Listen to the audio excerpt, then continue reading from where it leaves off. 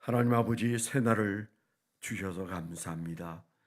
아직도 주님을 섬길 수 있는 기회를 주셨으며 주님께서 우리를 사랑하셔서 이 땅에서 할 일을 주시고 생명도 주셨으니 오늘도 생명을 불살라 주님의 영광을 위하여 살 수 있도록 우리의 마음을 다잡아 주시고 은혜가 넘치게 하여 주옵소서.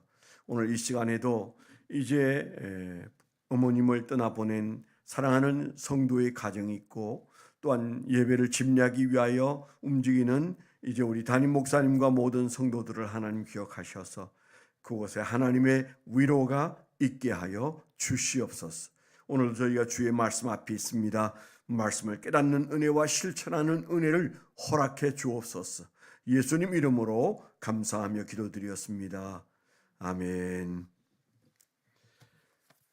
오늘 하나님께서 우리에게 주신 말씀은 고린도전서 4장 1절 2절과 8절로 13절입니다.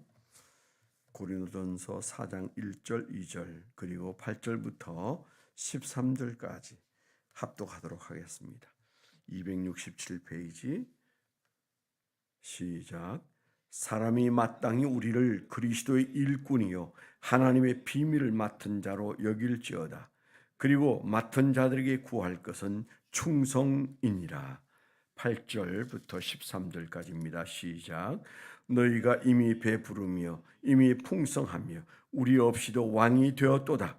우리가 너희와 함께 왕노릇하기 위하여 참으로 너희가 왕이 되기를 원하노라. 내가 생각하건대 하나님이 사도인 우리를 죽이기로 작정된 자 같이 끄트머리에 두셨음에 우리는 세계 곧 천사와 사람에게 구경거리가 되었노라. 우리는 그리스도 때문에 어리석으나 너희는 그리스도 안에서 지혜롭고 우리는 약하나 너희는 강하고 너희는 존귀하나 우리는 비천하여 바로 이 시각까지 우리가 줄이고 목마르며 헐벗고 매맞으며 정처가 없고 또 수고하여 친히 손으로 일을 하며 모욕을 당한 적 축복하고 박해를 받은 적 참고 비방을 받은 적 권면하니 우리가 지금까지 세상에 더러운 것과 만물의 찌꺼기 같이 되었도다. 아멘.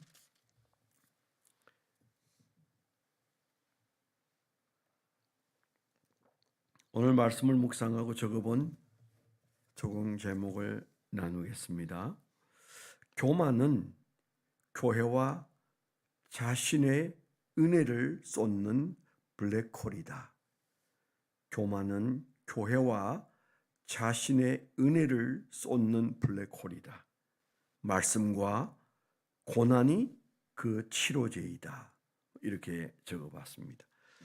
교만은 교회와 자신의 은혜를 쏟는 블랙홀이고 말씀과 고난이 그 치료제이다. 오늘 말씀을 읽으면서 고린도 교회에 주는 그냥 단순하고도 그저 한두어 줄로 표현할 수 있는 교훈이 있다면 그 교회의 교만에 대해서 지적하고 그리고 어떻게 그 교만을 치료할 수 있느냐 말씀을 넘어가지 말라 그랬잖아요. 6절에 보면 기록된 말씀 밖으로 넘어가지 말라 그랬어요. 말씀이 치료제이고 그리고 그 다음에 바울 사도는 자신이 그리고 그 일행이 겪는 고난들에 대해서 많이 얘기하고 있어요. 그리고 아주 그 실제적인 언어를 구사해서 그들이 겪고 있는 고난에 대한 얘기를 하는 것으로 볼 때 뭐 나중에 이제 고린도 전서 뒤에도 그렇지만 고린도 후서에 가면 우리가 잘 아는 12장 같은 데 보면 몸에 가시가 내게 왜 생겼는가 그걸 말하면서 교만을 하나님께서 이기게 하시기 위해서 내게 그런 육체의 가시도 주셨다. 너희가 가보지 못한 삼층천에 내가 올라간 사람이고 거기에서 말로 표현할 수 없는 하나님의 세계를 맛보았지만은 그것 때문에 교만해지지 않게 하기 위하여 내게 육체의 가시 곧 고난을 주셨었다. 이런 얘기를 우리가 그냥 전체를 놓고 고린도 교회에 말씀하고 있는 이 말씀의 전후를 보면 교만을 치료하는 하나님의 방법에 대해서 그가 잘 알고 있구나. 이제 그런 생각이 드는 거죠. 우리가 그 4장 1절 2절을 먼저 읽었잖아요. 그걸 모르면 뒤에 있는 8절 이후에 나오는 말씀들이 좀 그 이해의 깊이가 좀 낮게 된다. 그렇게 볼 수 있습니다. 그러니까 8절 이후에 얘기하고 있는 그 많은 얘기들이 그 서두에 나온 구절에 보면 내가 생각하건대 하나님이 사도인 우리를 죽이기로 작정된 자 같이 마치 죽이기로 작정된 자 같이 우리를 밀어뜨렸는데 끄트머리에 두셨다. 그런 표현이 있습니다. 우리를 인생의 맨 끝자락에 두신 것처럼 우리가 그렇게 하나님 앞에 취급당한 때가 있었다 그랬죠. 그때로부터 시작해서 그 얘기가 얼마나 그 정난한지 몰라요. 끄트머리에 두셨음에 우리는 세계 곧 천사와 사람에게 구경거리가 되었다. 구경거리였다. 세상 사람에게 구경거리였다. 그리고 10절에 우리는 그리스도 때문에 어리석으나 너희는 그리스도 안에서 지혜롭고 우리는 약하나 너희는 강하고 너희는 존귀하나 우리는 비천하여 이 시각까지 우리가 줄이고 목마르며 헐벗고 매맞으며 정처가 없고 수고하여 친히 손으로 일을 하며 모욕을 당한 적 이렇게 되어 있는데 왜 이런 얘기를 하고 있습니까? 그 앞에 내용들을 이렇게 보면 지금 교만한 고린도 교회가 상당히 문제를 일으키고 있는 거죠. 그래서 여기에 나오고 있는 그 3장 끄트머리에서부터 시작해가지고 4장에 계속 이어나오는 얘기들이 뭡니까? 자랑이라는 단어가 여러 번 나옵니다. 그 고린도 교인들은 자기 자랑에 빠져 있어요. 3장 21절에도 그런 말이 나와요. 그런즉 누구든지 사람을 자랑하지 말라. 그들이 사람을 자랑하고 있어. 그 다음에 4장 27절인가요? 4장 7절인가요? 거기도 보면 누가 너희를 남달리 구별하였느냐? 내게 있는 것 중에 받지 아니한 것이 무엇이냐? 내가 받았은즉 어찌하여 받지 아니한 것까지 자랑하느냐? 너가 이루어낸 것처럼 그렇게 자랑하느냐? 그렇게 해서 그들의 문제가 자랑에 있다. 교만에 있다. 교만이라는 단어도 여러 번 등장하죠. 6절에도 등장하고요. 그래서 6절에 보면 형제들아 내가 너희를 위하여 이 일에 나와 아볼로를 들어서 본을 보였은즉 이는 너희로 하여금 기록된 말씀 밖으로 넘어가지 말라 한 것을 우리에게 배워 서로 대적하여 교만한 마음을 가지지 말게 하려 함이라 그랬어요. 교만한 마음이 그들에게 있다는 얘기고요. 우리가 읽지 않았지만 저기 뒤에 보면 18절에도 어떤 이들은 내가 너희에게 나아가지 아니할 것 같이 스스로 교만하여 졌으나 바울은 이제 끝났다. 바울은 우리하고 상관이 없고 그가 나타날 일도 없다. 그런 교만을 떤다는 얘기를 하고 있잖아요. 19절에 주께서 허락하시면 내가 너희에게 속히 나아가서 교만한 자들의 말이 아니라 오직 그 능력을 알아보겠으니 그런 말씀들도 나오는 거 보면 지금 현재 상당히 그들은 자기 자랑에 빠져 있고 교만하고 또 많이 등장하는 단어가 판단이라는 단어가 등장하고 있어요. 또 왕노릇한다 그런 말도 있어요. 이런 단어 하나만 봐도 그들의 상태가 바울 사도의 눈에 비춰진 그 교회의 상태가 말이 아닌 거죠. 자기 자랑에 빠져 있고 판단하기 좋아하고 교만하고 그리고 스스로 왕노릇하고 있는 그 교회의 모습이 가관이었어요. 이제 그런 것들을 지적하기 위해서 오늘 말씀에서 특별히 그 왕노릇에 관한 얘기가 나오는데요. 8절에 너희가 이미 배부르며 이미 풍성하며 우리 없이도 왕이 되었도다. 우리가 너희와 함께 왕노릇하기 위하여 참으로 너희가 왕이 되기를 원하노라. 이게 무슨 얘기입니까? 그들은 이미 교회 안에서 왕노릇하고 있습니다. 세상 왕노릇하고 있습니다. 그런데 바울 사도가 볼 때는 우리의 왕노릇은 아직 시간이 다하지 못하고 이르지 않았고 남아있는 영역이, 지금 왕노릇하면 어떡하나 그런 말이잖아요. 지금 우리는 왕노릇하는 시기가 아니고 장차 우리는 왕노릇할 때가 함께 올 것이다. 그래서 미래에 두고 있어요. 지금 왕으로 사는 자가 아니고 미래에 우리는 왕으로 살 자다. 그들은 고난은 끝났고 이제 우리는 우리 세상이 되었으니 왕노릇하면서 살겠다. 이게 그들의 신앙 양태였어. 교만이죠. 은혜는 사라져버렸고 그리고 교회는 시끄럽고. 그런데 바울 사도는 뭘 말하고 있습니까? 너희와 함께 왕노릇하기 위하여 참으로 너희가 왕이 되기를 원하노라. 미래형이잖아요. 이 차이입니다. 신앙이 오늘 먹고 마시는 것에 초점이 맞춰져 있으면 오늘 왕노릇하는 신앙이잖아요. 진정한 신앙은 그날에 주님과 함께 왕노릇할 미래를 위해서, 오늘은 우리의 삶이 세상의 끄트머리에 두셨어도 우리는 그것을 기뻐하고 즐거워하는 그런 신앙을 산다는 거죠. 그러니까 이 시제가 문제가 되는 거예요. 언제 왕노릇하냐. 은혜가 사라지고 망해가는 교회는 지금 왕노릇하려고 눈에 불을 쓰고 높은 자리를 탐하고 더 많은 것을 취하려고 하고 인기 중심으로 나아가고 사람에게 존경받고 싶어 하고 그리고 사람들을 지배하고 싶어 하는 이 모든 것들이 어디에 있어요? 지금 이 교만한 고린도 교회에 있는 거죠. 아까도 얘기한 것처럼 자랑한다, 판단한다, 교만하다, 왕노릇한다, 이런 것들이 그 고린도 교회의 현주소였어요.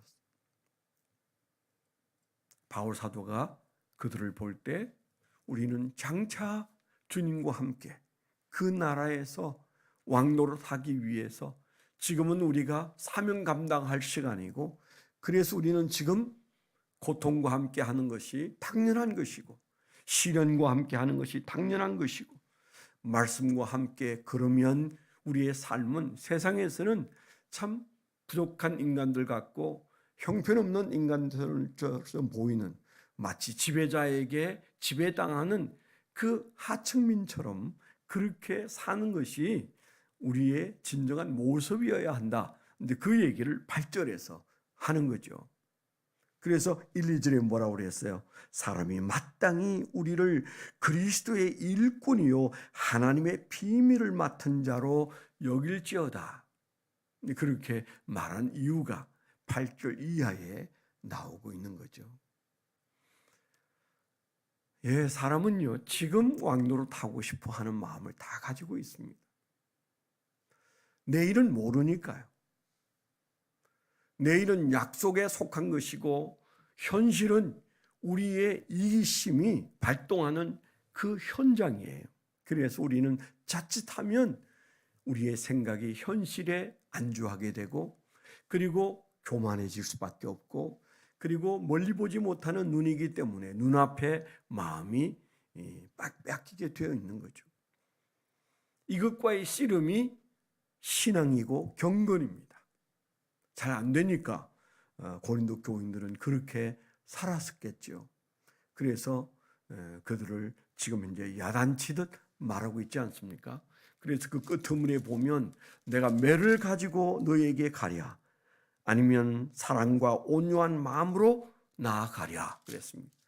얼마나 자극적인 말씀이고 그리고 엄중한 말씀인지 아주 그 대단한 책망을 하고 있어요. 그런 면에서 고린도 교회는 희망이 있다 그런 생각도 들어요. 바울 사도가 이 정도로 책망할 수 있는 교회, 현실은 형편없지만은 그래서 그들에게 엄청난 야단을 치고 있지만은 그러나 연필을 들어서 이 책망을 쓸 수 있고 그것을 읽었을 고린도 교회는 그래도 희망이 있는 교회다. 책망을 받아들일 어느 정도의 여지가 있었기 때문이 아닐까 그런 생각까지도 들었습니다. 저는 지금의 우리 한국 교회가 고린도 교회보다 나을 게 뭐가 있으며 라오디게아 교회보다도 나을 게 얼마나 있을까? 물론 그렇지 않은 교회도 있고 그렇지 않은 성도들도 많기 때문에 하나님께서 참고 계시는 건 맞습니다.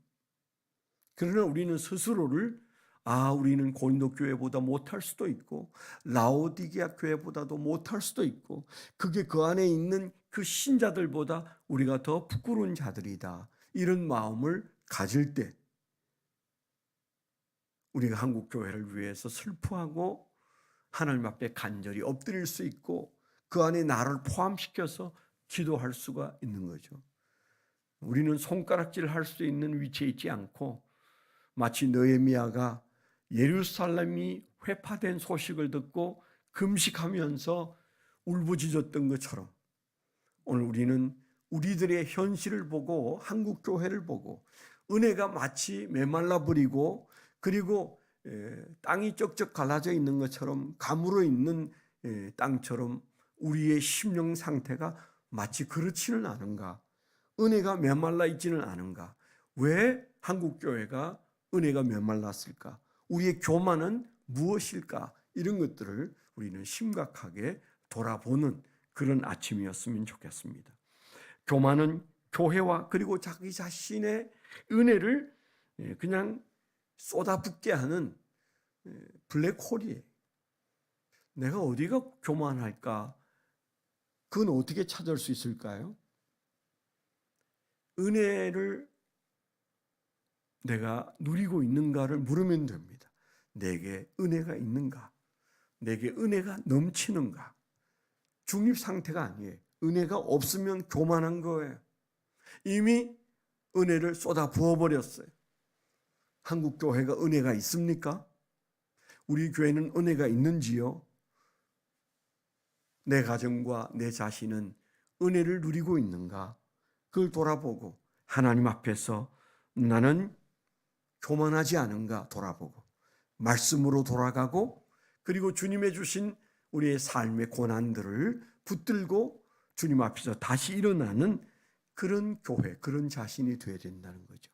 오늘도 우리가 이 말씀과 함께 고린도 교회가 그런 책망을 받는 것처럼 우리에게 주의 책망이 있을 때 주님 겸손하게 이 말씀 앞에 우리가 서게 해 주십시오. 우리가 그렇게 기도하는 새벽이 되시기를 축원합니다. 기도 제목 세 가지를 말씀드리겠습니다. 장례 중에 있는 김난희 집사님 가정을 위해서 또 오늘 이제 집례하고 있는 우리 김효남 담임 목사님과 성도들이 그곳에서 은혜를 끼치고 은혜를 받게 해달라고. 그 다음에 이제 세계가 마구 불안한 중에 있는 이 이란 전쟁 어떻게 보는가 하는 것은 저마다 다른 관점을 가지고 있겠지만 전쟁은 하나님께 속한 것입니다. 그게 누가 잘하고 못하고를 떠나서 전쟁은 하나님께 속해 있고요. 거기에는 선과 악이 잘 보이지 않습니다. 그래서 우리는 무조건 그 전쟁이 하나님의 뜻 가운데 그치기를 기도해야 돼. 하나님, 세계 평화가 오게 해 주십시오. 하나님께서 불쌍히 여겨 주십시오. 그 전쟁으로 인해서 수많은 사람들이 죽어가고 있는데 하나님께서 살려주십시오. 우리가 이 세상에서 지금 현재 우크라이나와 러시아 전쟁도 양쪽에 100만 명 이상씩 사상자가 200만 명 이상의 사상자가 나왔다고 그러지 않습니까? 어마어마한 전쟁. 인간이 짐승보다 못한 모습이 전쟁이에요. 우리가 기도해야 합니다. 그 가운데 하나님의 공의가 드러나고 긍휼이 나타나도록 고린도 교회 같은 한국 교회를 위해서 기도해 주십시오. 주여 한국 교회가 은혜가 메말랐습니다. 하나님이여 교만한 이 땅의 교회들을 돌이켜 주시고 목회자와 성도들을 교만에서 은혜로 돌아가게 해달라고 기도해 주시면 좋겠습니다. 하나님 아버지 감사합니다. 오늘 하루도 우리에게 기도할 수 있는 새날을 주시고 주님의 뜻을 이룰 수 있는 새날을 주셨으니 우리에게 삶의 용기와 지혜와 능력과 은혜를 더하여 주시옵소서. 이제는 우리 주 예수 그리스도의 은혜와 아버지 하나님의 극진하신 사랑과 성령님의 내주 동행하시며 감화감동하심이 하나님을 사랑하는 거룩한 백성들의 생애 위에 지금부터 영원토록 함께하여 주시옵기만을 간절히 축원하옵나이다. 아멘.